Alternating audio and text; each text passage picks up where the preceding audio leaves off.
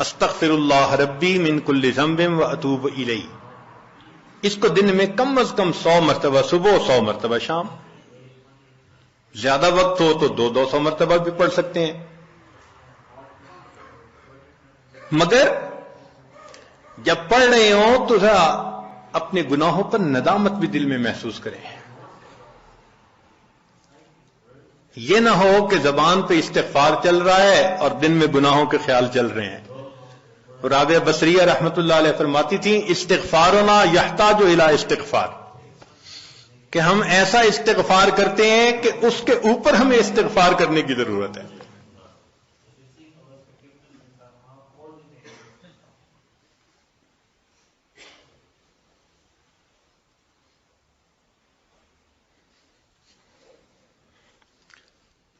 سبح برکف توبہ برلب دل پر از لطف گناہ.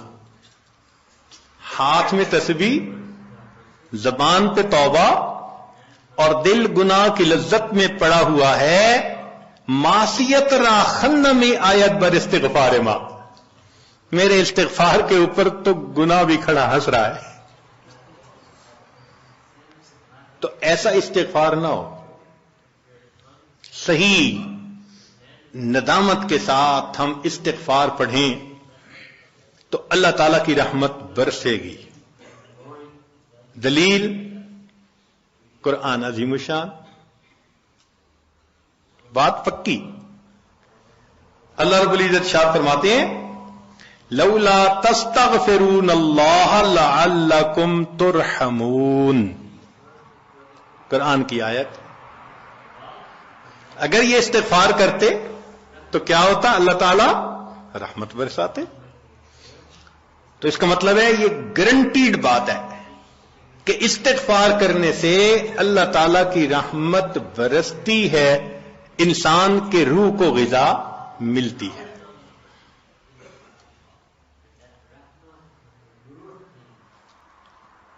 پھر تیسری چیز جس سے کہ اللہ تعالی کی طرف سے رحمت اترتی ہے، درود شریف کا پڑھنا.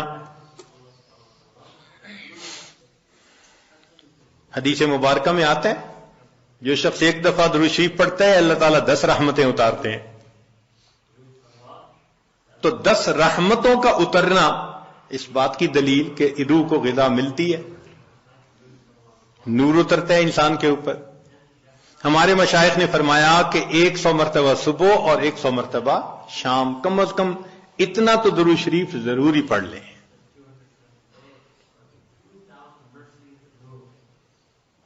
ایک صحابی رضی اللہ عنہ پوچھتے ہیں اللہ کے نبی صلی اللہ علیہ وسلم میں کتنا درود شریف پڑھوں؟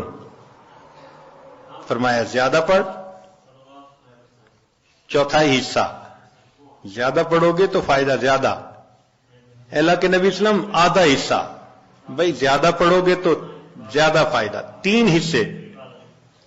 فرمایا اور زیادہ تو 4 حصے. جب انہوں نے کہا کہ میں پورا وقت درود شریف پڑھنے میں لگا دوں گا، نبی اسلام نے فرمایا اذن یغفر لک ذنبک، تیرے گناہوں کو بخش دیا جائے گا اور تیرے غموں کو تیرے سر سے اتار دیا جائے گا. تو درود شریف کے پڑھنے سے اللہ تعالیٰ گناہوں کو معاف کرتے ہیں اور دھو دیتے ہیں. صدیق اکبر رضی اللہ عنہ فرمایا کرتے تھے کہ ٹھنڈا پانی آگ کو اتنا جلدی نہیں بجھاتا جتنا جلدی درود شریف کا پڑھنا انسان کے دلوں کی ظلمت کو مٹا دیتا ہے. سیدنا علی رضی اللہ عنہ فرمایا کرتے تھے کہ اگر اللہ تعالیٰ اور اس کے رسول صلی اللہ علیہ وسلم نے تسبیح، تکبیر، تحمید، تحلیل ان کے فضائل نہ بتائے ہوتے تو میں اپنا پورا وقت درود شریف کے پڑھنے میں گزار دیتا. تو ہم بھی درود شریف پڑھیں کم از کم 100 مرتبہ صبح اور 1 مرتبہ شام. اس سے کیا ہوگا کہ دل کو غذا پہنچ جائے گی. چوتھی چیز اللہ کا ذکر کرنا، ذکر لسانی یا ذکر قلبی جیسا بھی معمول ہو. ذکر کے کرنے سے اللہ تعالی کی رحمت اترتی ہے اور حدیث پاک سے دلیل نزلت علیہم السکینہ، ان کو رحمت ڈھانپ لیتی ہے، ملائکہ آ جاتے ہیں ان کے اوپر، جہاں لوگ مل بیٹھتے ہیں مختلف جگہوں سے آئے ہوئے اللہ کو یاد کرنے کے لیے۔ تو ذکر کرنے سے سکینہ کا نازل ہونا بھی اس بات کی دلیل کہ انسان کے دل کو غذا ملتی ہے۔ ذکر سے ذات کی محبت بھی پیدا ہوتی ہے۔ جتنا جس چیز کا تذکرہ زیادہ کریں اتنا اس سے محبت ہوتی ہے۔ تو کثرت ذکر کا حکم اس لیے کہ اس سے اللہ رب العزت کی محبت انسان کے دل میں بڑھتی ہے۔ یہ نغمہ فصل گلو لالا کا نہیں پابند، بہار ہو کے خزاں لا الہ الا اللہ۔ ہمیشہ ذکر کرنا ہے، ہر وقت کرنا ہے۔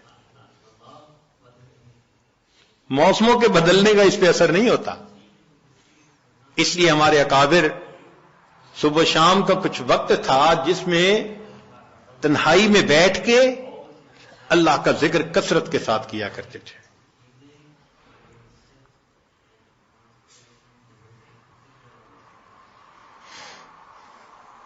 پھر پانچویں چیز جس سے کہ انسان کے اوپر رحمت اترتی ہے وہ ہے اتباع سنت۔ جتنا ہر عمل سنت کے مطابق ہوتا جائے گا اتنا اللہ کی رحمت ہم پہ برستی جائے گی۔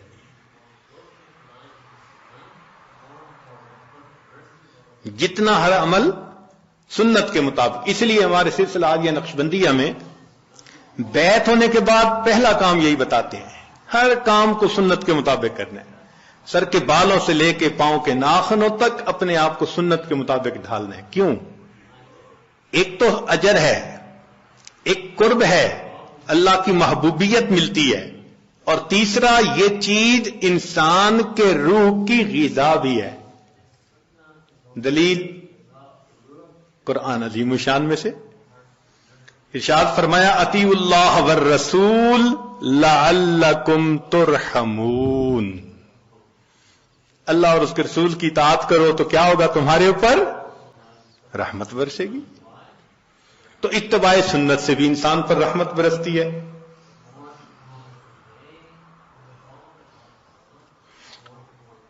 پھر چھٹی چیز اہل اللہ کی صحبت اختیار کرنا۔ قرآن مجید میں تو حکم دیا گیا یا ایھا الذین آمنوا اتقوا اللہ وکونوا مع الصادقین، یہ کونوا حکم ہے، اور حدیث پاک میں بھی حکم دیا گیا۔ نبی علیہ السلام نے ارشاد فرمایا علیکم بمجالسۃ العلماء واستماع کلام الحکماء فإن اللہ تعالی یحیی القلب المیت بنور الحکمہ کما یحیی الارض المیت بماء المطر، کہ جس طرح بارش کے اترنے سے اللہ مردہ زمین کو زندہ کر دیتے ہیں، اسی طرح اہل اللہ کی حکمت بھری باتوں سے اللہ دلوں کو زندہ فرما دیتے ہیں۔ تو دلوں کو غذا کا ملنا حدیث سے ثابت۔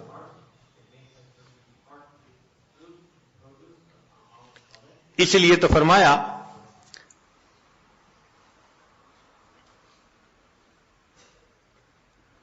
کہ انسان کہیں نہ کہیں اپنا تعلق جوڑے۔ مجدد ثانی رحمۃ اللہ فرماتے ہیں کہ ان مشائخ کی نظر شفا اور ان کا کلام کیمیا ہے۔ ان کا کلام کیمیا اور ان کی نظر شفا ہے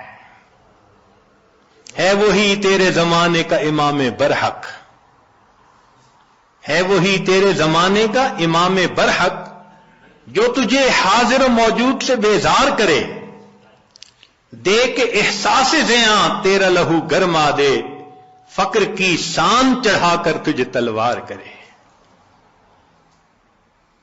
تو یہ مشائخ کی صحبت میں اسی مرحوم رحمت اللہ فرماتے ہیں گر تو سنگے خارہ مرمر شوی چوب صاحب دل رسی گوہر شوی۔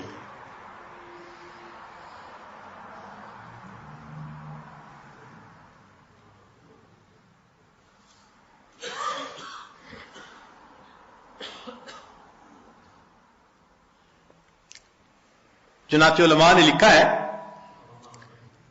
کہ ایسے مشائخ جن کو دیکھ کے اللہ یاد آئے، ان کی صفت ہوتی ہے رؤیتہ شفاء و موعظتہ دوا.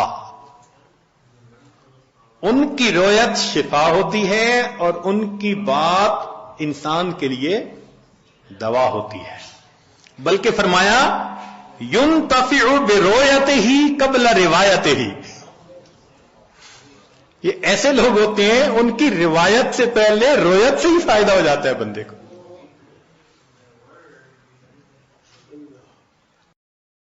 لا الہ الا اللہ لا الہ الا اللہ لا الہ الا اللہ لا الہ الا اللہ لا الہ الا اللہ لا الہ الا اللہ لا الہ الا اللہ